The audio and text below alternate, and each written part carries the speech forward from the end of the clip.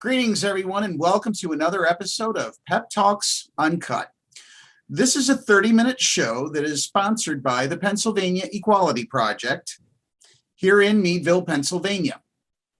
Our show is a 30-minute, unscripted and unedited program in which we talk with members of the LGBTQ community and our allies about a variety of topics, including marriage equality, conversion therapy, passing certain bills and other pieces of legislation, both federally and at the state level.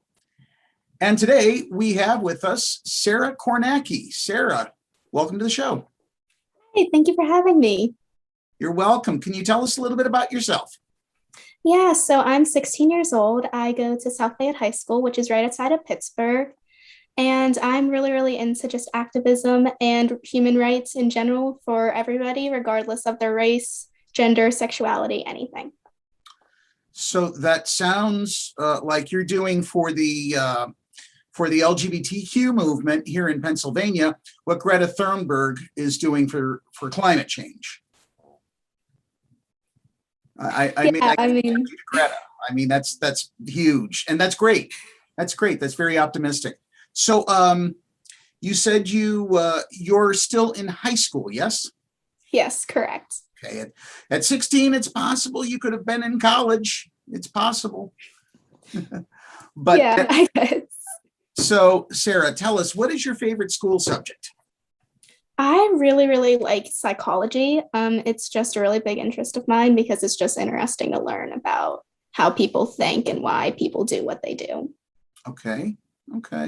And within your study of psychology, at any point has the topic of either gender or sexuality become a topic of discussion or of debate? At points in time, yes. It's a dicey subject, obviously, because a lot of people have different opinions, but a lot of times my teachers will keep it very, be respectful, don't say anything. And if anything disrespectful or harmful is said, they will shut down the conversation and be like, that's not right. You can't say that. Like, just be aware. And we always try to educate each other just because that's the easiest way to help others understand is through education. That's excellent. That is excellent. Your school, does it happen to have stickers on teachers' doors or in their rooms that indicate their classrooms are particularly safe for LGBTQ students? We actually do have something like that. We have paw prints that are rainbow and they're magnets.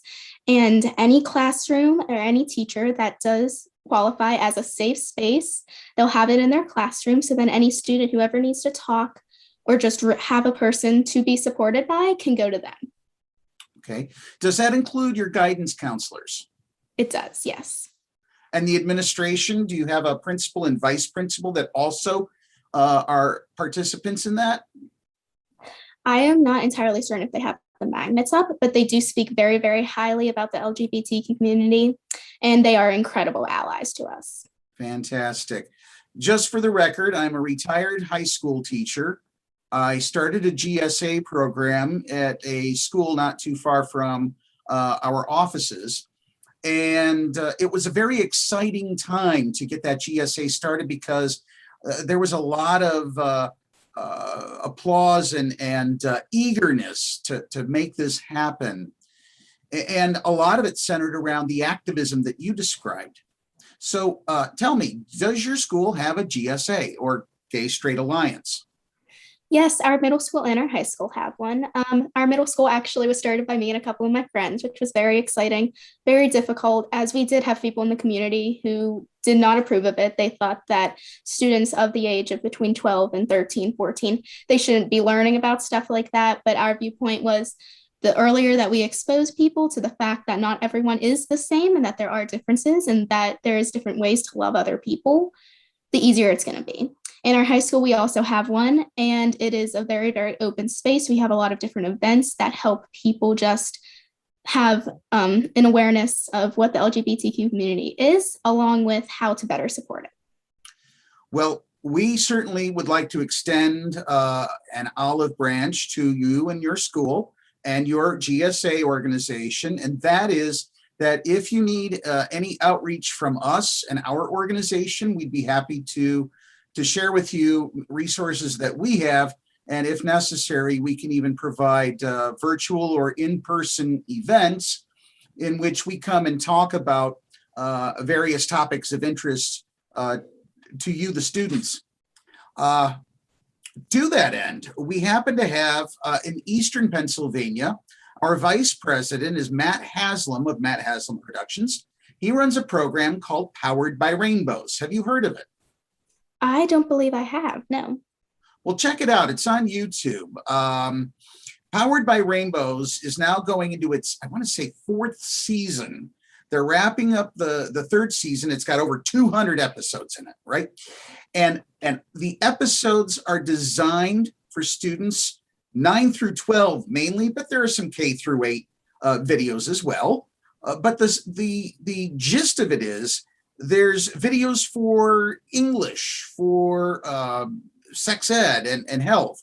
There's videos for psychology and history and a variety of other topics. So we would welcome you and your classmates to check out Powered by Rainbows.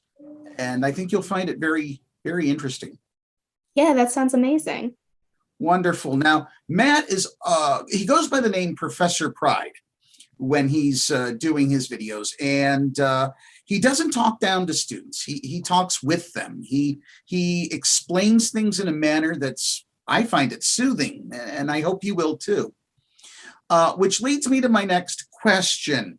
Are there particular classes, and you don't have to name names, but are there particular classes that you find challenging regarding LGBTQ issues?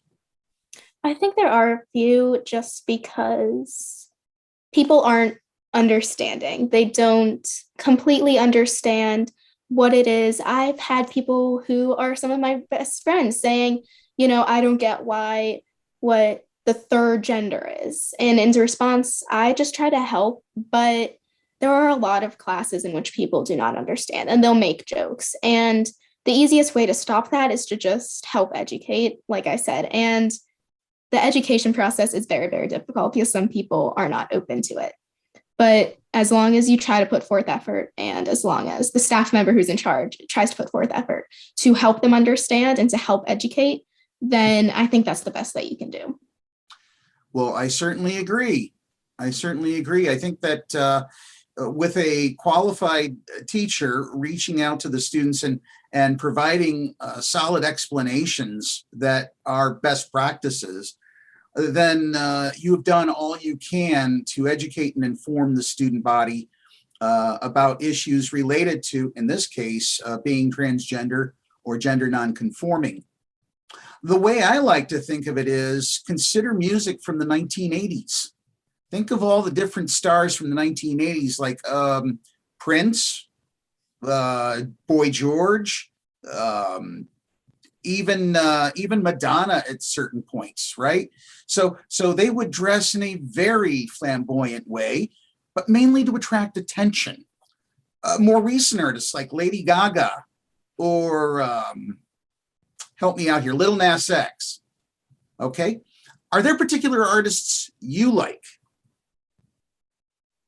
I mean, I think that when it comes to my music choice, it's people who really, really speak to me. And that can be anyone from any boy band to any girl band to any non-conforming person.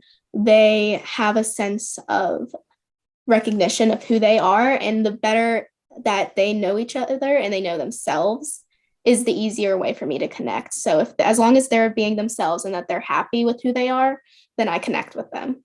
Okay, so recently there was a concert in Pittsburgh with a very, very famous young man who was part of One Direction at one time, Mr. Harry Styles. Yeah. Did you get to go to the concert?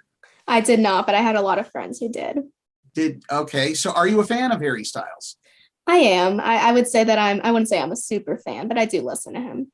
Okay, well, Harry Styles, if you're watching our video, be sure to send a greeting to Sarah Kornacki, okay? She certainly earned it. right? Sarah, tell us, when did you get inspired to become an activist? I think that it was around sixth grade because at that point in time, I was still finding who I was. But I also noticed that a lot of people around me were also doing that and that they weren't being accepted for it. I actually had an incident in seventh grade when I went to hug one of who was at the time female, now he is male, but I went to hug them and somebody yelled the F slur. And that moment in time was when I was like, okay, that's not right. And I need to make sure that nobody else has to go through this again. Mm-hmm. And just being able to speak out and to even have this opportunity to be able to say what I feel is right and to have people listen to me and connect with me, it's incredible. And being an activist just in any sense is a really, really special thing to do. Okay. You mentioned something about events that your school GSA attends and puts on. In the Pittsburgh area, there are a number of events that come up every single year during the month of June, the Pride events. So the most recent was Pittsburgh Pride in downtown Pittsburgh. Are there other types of Pride events where you live that your organization has supported and participated in? I am not fully certain, as I haven't been a huge member in the past year because of COVID and everything, but I do know that we try to spread the word and we try to participate in as many things as possible. And those aren't just LGBTQ related. They can be other school events, just trying to spread our message that, you know, you have a place, whether or not you feel like you do, you have a place with us. Okay. And that place, does it incorporate ideas that are primarily progressive in nature? Yes, absolutely. Okay. With that understanding in mind, do you take a particular position on issues like climate change? I personally don't take a particular stance just because I know that a lot of people have very differing opinions. And in that case, you know, my motto and my message is that, you know, we're going to move forward and we're going to try to make everything better. Mm-hmm. And however that has to happen, that might not always be the right way, but that's going to be how it occurs. Well, that's a good motto to live by. Where do you see your life taking you beyond high school? I would love to be able to go to college and get my degree in education. I wanted to go into secondary education. And I would love to someday be able to have a family, to be able to have an incredible job as a teacher, and just to still be an activist, but also be able to do everything that, you know, my younger self wanted, growing up and getting married and having kids and having a big family and a good, strong foundation underneath me to support me. That would be amazing. So the foundation underneath you, does that include your parents? Absolutely, yes. They're on board. Do they realize that we're taping right now? Yes, they do. Okay, well, I'm glad we cleared that up. And what about brothers and sisters? Do you have any? Yeah, I have a younger brother and he's absolutely amazing. Awesome. Extended family. We're coming up on the holidays, and there are times that, in particular, older members of our families tend to mouth off about things they really shouldn't, right? Does your extended family, do they accept the activism that you're presently doing? Yes, but they don't know the extent of it. They understand that I am very, very involved, that they understand that, you know, I do these events, that I do these talks because I'm very, very passionate about it, but they don't know the extent of everything they're about. So you say you do these talks. Have you gone to other schools or other locations to present to them the information that you have? So I'm actually a part of an organization called Shout. It's a big social justice leadership program.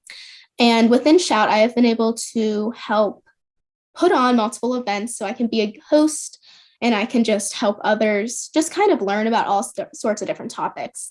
In the summer, right before school started, I actually had the ability to talk to the entire staff in my district about a bunch of different things, but one of them was LGBTQ rights, which was just, it was amazing to be able to have that position and to have that ability to have people listen to me and for them to actually take in what I said. Mm.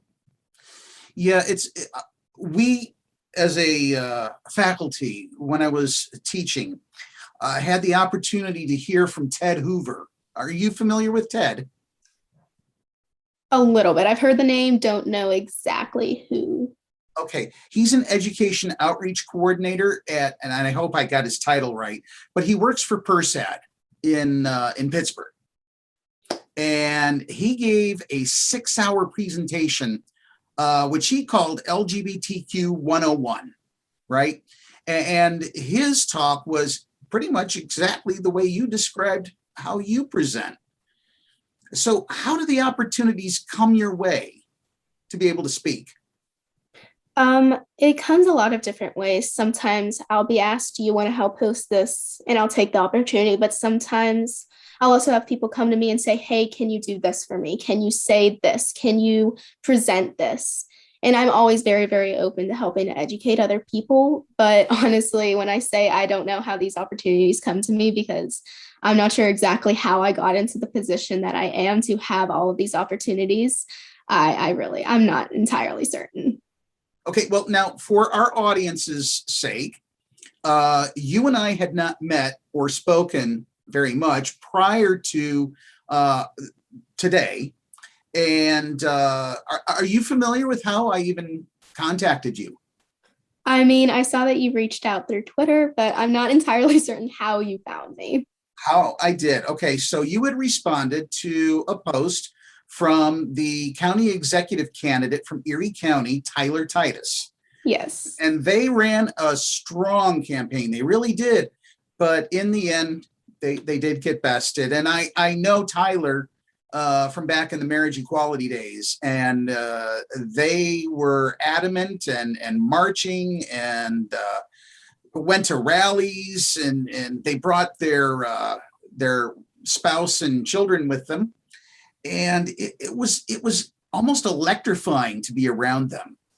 Is that how you interpreted Tyler? Yeah, I actually met Tyler in May. They actually helped us shout with in a program that we did, and they had an incredible presentation about LGBTQ rights. And that's just kind of how I met them, and it was amazing. They have such an amazing personality, and they're such an amazing speaker. They certainly are. And Tyler runs a program, I believe it's in the springtime. They'll have to correct me if I'm wrong, but it's called the E3 Summit. And it's held at what used to be Strong Vincent High School, located in Erie. And they gather all sorts of young people.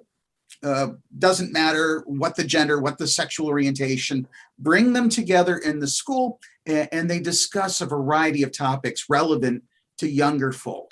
Do you have anything like that where you live? Not really, no. We have like small things that are like just like social media posts and stuff that our school will put out, and that there'll be like messages put out by students, but nothing as big as that. Would you be interested in trying something like that, or at least discussing it further? I think that would be incredible. Yes. Well, our organization would be happy to help in any way we can. And to that end, one of our board members happens to live, as I mentioned before we started recording, down in Fayette County in Connellsville. And she is an outspoken advocate. I've gotten to speak in front of a number of folks down her way. And every time we converse, she's always pitching new ideas, such as reaching out to university level GSAs and interacting with them and speaking with them. And the one that really struck me was, I believe it was Penn State Fayette. Are you familiar with that campus? Yes. Okay. Penn State Fayette had no idea what was going on at main campus until the very last minute. What I'm talking about is Milo Yiannopoulos. Are you familiar with Milo? A little bit. Okay. Milo is a very outspoken, what he calls ex-gay individual.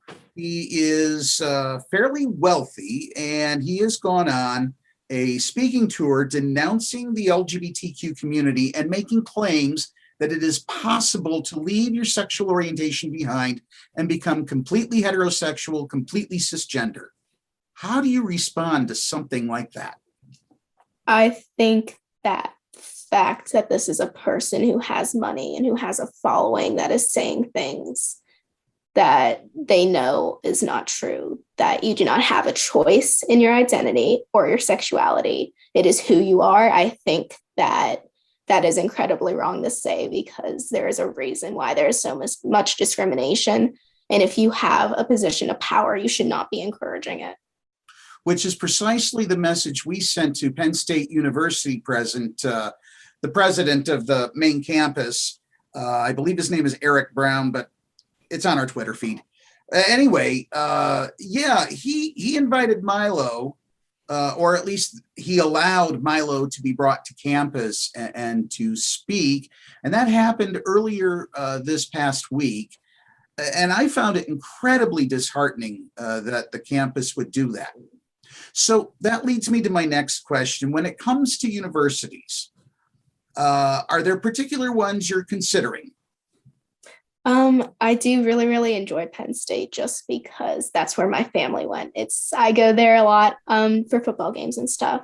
Mm-hmm. But there isn't like one particular one because it depends on a lot of different factors. Mm-hmm. Obviously, Penn State is a huge one, but in light of that event and, that it's disheartening to see things like that. And I don't think there's any one particular one that I'm stuck on. And if I was given the opportunity to go to, I would be like, okay, no more. Like I have my options open. Sure. That makes sense. Back at your age, there were multiple universities I was considering, but at the top of my list at the time was the University of Dayton. In Dayton, Ohio, largely because that's the university my brother wanted to attend. Okay. And I'm glad I attended there because ultimately I ended up meeting a rather prominent historian, a German historian by the name of Dr. Robert Connard. And Dr. Connard was incredible. He worked in Hungary after World War II, teaching English to Hungarian Jews so they could emigrate to the United States. And every time I spoke with him, he just spoke with power and with this overwhelming presence that you felt like you were listening to almost like a god, if you will. He was so well versed on all things Germany, and I found that very inspiring. So he was my mentor in college. Have you yet reached a point that you have a mentor in your life? I actually have a few who are just such incredible people. They are such sweet people to be around, and they have done so many amazing things for me and so many other people. And they really make me think like that's the kind of person I want to be when I graduate college. That's the kind of person that I want to be to other people. Well, very good. I think everybody needs some form of mentoring, whether you're in high school, in college, or even beyond. What field of teaching did you want to go into? You mentioned secondary ed, but what academic discipline? I would absolutely love to get my degrees in both English and social studies. Those are two of my passions. Those are two of the things that I really just want to be able to teach, especially with it being secondary education. I know all of the battles that people who are in middle school and high school go through with just their own personal internal battles and then outside battles. And I just want to be able to help support them in any way possible. Well, to that end, if you end up teaching English someday and literature is a topic of that the principal and the administration hand you to teach, they say, hey, guess what? You're going to be teaching 10th grade English lit. Good luck. Are there any particular books that you've read or that you're aware of that you would put into a literature class if you could choose them? I actually read Just Mercy last year, and it was such an incredible book to read. And I would definitely have that put into the curriculum just because it opens so many people's eyes to so many different issues. And I mean, I'd love to say that I am so educated, but I had no idea about some of those issues. And so being able to read about them in the classroom where things can be monitored and controlled was amazing. Well, the fact that you mentioned something more modern, I find interesting. And after we're done recording today, if you could, please send me that title. I'd like to read it myself. But I'd like to share with you a title of a book that I had to read in college, and I think you might find it interesting. It's called The Portrait of Dorian Gray, and it was written back in the 1800s by Oscar Wilde. He was a well-known flamboyant man who died in poverty over in France in the 1850s. Oscar Wilde was known to be a gay man. And they didn't use that name back then. And it wouldn't be until about another 3 decades later that he would have been referred to as a homosexual. So we've reached a point now in society that many things have changed. From the 1800s to the present, many social, what we would think of as foundational parts of our society have changed. For example, marriage. So in 1990, I couldn't marry my boyfriend. Today, I could have. So marriage equality was a huge battle that I personally fought to see happen. What battles is it that your generation is taking on? I think it's probably with identity and how it's portrayed in the media, along with religion. I'm religious. My religion does not think highly of being LGBTQ. Yet, so many people do not believe what was once taught because times have changed. People have realized, you can be who you want to be and still be religious. You can love who you want to love and still get married and be happy. Mm-hmm. And I think just my generation trying to change the narrative of how it's portrayed is really, really important. It absolutely is. And I think the more young folk like you speak out and present the LGBTQ community in the way that you have, I think you're going to win over far more people than you'll lose over time. I really do. Do you have any final thoughts you'd like to share with our audience? Just like, you don't always know what people are dealing with. You don't know what internal issues that you don't know the person that you're talking to until you truly try to learn. So don't make assumptions instantly just based on how someone talks or how someone looks or presents themselves, because there are a lot of different factors that go into how somebody is. So just be open. Well, that's all very sound advice. I agree, and I think it's very important for people to be open. One of the things I probably should have started the show with, and I didn't, you might see the little caption down below, you have it too, are pronouns. Do you present your pronouns when you introduce yourself? I try to. It depends on how well I know somebody in the first place. Mm-hmm. But I'll definitely, if I'm meeting someone for the first time, I'll be like, hi, I'm Sarah. I go by she, her. What do you go by? Because I think that it's really, really important to start off that foundation with, so then you don't accidentally disrespect anyone. Exactly. For example, for up until about 2017, I was referring to Tyler as he, him. And then I saw on either a Twitter feed or a Facebook post, they mentioned their pronouns are actually they, them. And I thought, oops, I've been making a mistake all this time. But instead of making a big deal out of it, I just moved on and became more aware of how they wanted to be called. And I think going forward, younger folk are becoming more accepting of things such as something small like pronouns. Well, Sarah, it has been amazing having you on our show. You are, by the way, the youngest guest we've had up to this point. We've even had a biology teacher who happened to be a former student of mine. She's very passionate in advocacy as well. Actually, I do have one more question to ask. A couple of weeks ago, the Pencrest School District up here in Northwest Pennsylvania got themselves into some really hot water over a book display that was up last May and June for Pride Month. Now, the library where it was housed was closed to students because of COVID. So no students got in to see it.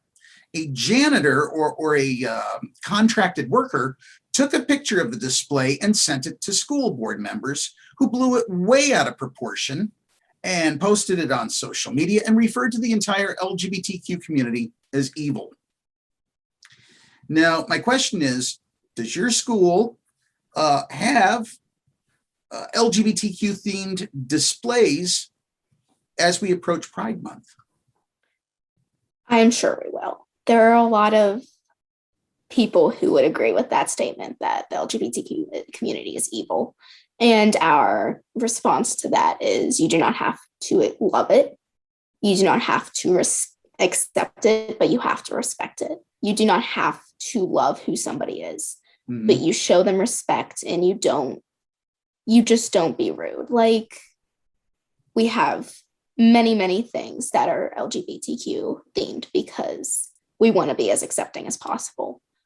And to have people say things like that, it is entirely against everything that my school district believes in. Well, Sarah, we've given you the last word, and what a way to end the show. Thank you so much for being with us. Sarah Kornacki, ladies and gentlemen, brothers and sisters, fellow supporters of Pennsylvania Equality Project, especially our friends who are trans, non-binary, gender non-conforming. The list just goes on and on. We appreciate your support, your kindness, and your viewing. We will be back again next Sunday at 1 p.m. That's November 21st for a special Thanksgiving episode, or I should say Friendsgiving episode of Pep Talks Uncut. Until then, take care, everybody.